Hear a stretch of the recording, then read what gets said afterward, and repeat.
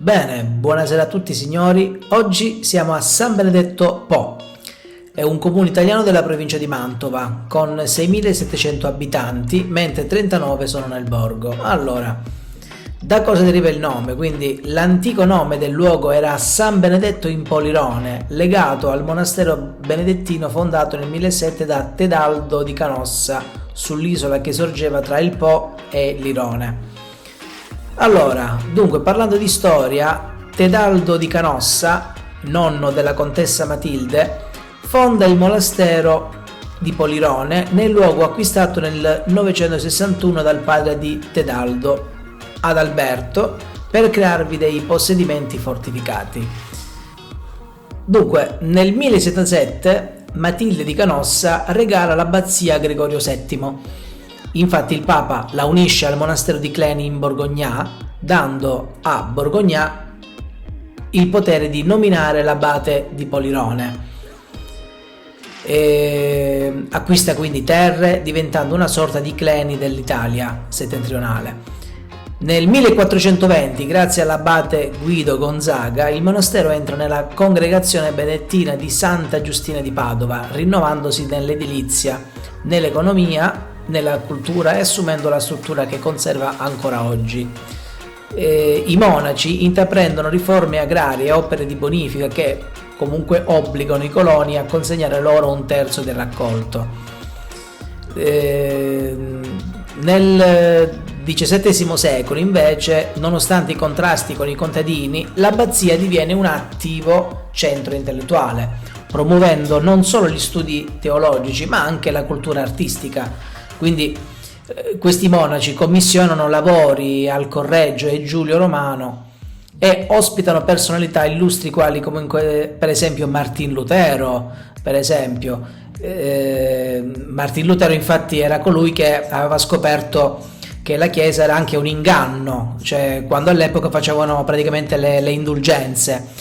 Paolo III, Giorgio Vasari, Torquato Tasso e Palladio. Nel 1609 una rovinosa inondazione del Po provoca danni ingenti al monastero, cui si sommano 20 anni dopo quelli provocati dagli eserciti stranieri di passaggio.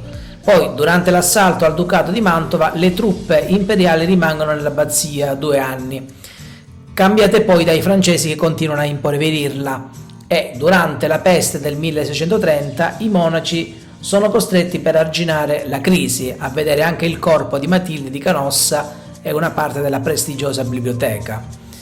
Andando più avanti, ovvero nel XVIII secolo, il governo illuminato di Maria Teresa d'Austria porta una modesta ripresa economica, venendo incontro alle esigenze dei contadini, mentre l'ultimo abate Mauro Mauri promuove una serie di interventi importanti per evitare la soppressione del monastero, che si avrà comunque nel 1797 con l'arrivo delle truppe napoleoniche. Il patrimonio artistico si disperde, ad eccezione di quello della chiesa abbaziale e dei preziosi manoscritti confluiti nella biblioteca di Mantova. Bene, allora, che cosa c'è di bello da vedere a San Benedetto Po? Allora, tra l'altro abbiamo la Basilica di Polirone, ecco, dato che la stiamo inquadrando da qualche secondo. Quindi quando si entra in San Benedetto Po, all'ingresso proprio del monastero, ci si trova la maestosa piazza, rimasta intatta nelle dimensioni che aveva nel Medioevo. Infatti la Basilica di Polirone ci accoglie con la sua imponenza e la meravigliosa architettura che disegnò il genio di Giulio Romano tra il 1540 e il 1545. Le vecchie strutture romaniche e gotiche, e adottando soluzioni originali per far convivere i diversi stili architettonici in un insieme raffinato e omogeneo, infatti il deambulatorio e le colonne murate nel presbiterio, mentre gotici sono il tribù e le volte. Abbiamo poi le 32 statue di santi che arredano le navate e ornano gli stessi delle cappelle laterali, che sono opera nel 1542 e 59 di Antonio Begarelli, artista modenese definito dal Vasari il Michelangelo della terracotta. Insomma, la sagrestia è arredata con gli armadi intagliati da Giovanni Maria Piantavigna. Nell'ambiente tra il transetto e la sagrestia si trova la tomba di Matilde di Canossa, addirittura un sarcofago in alabastro sorretto da 4 leoncini di marmo rosso. Il corpo di Matilde di Canossa riposa dal 1633 nella Basilica di San Pietro a Roma, tra l'altro. Allora, tornando meglio alla storia della Basilica di Polirone, insomma,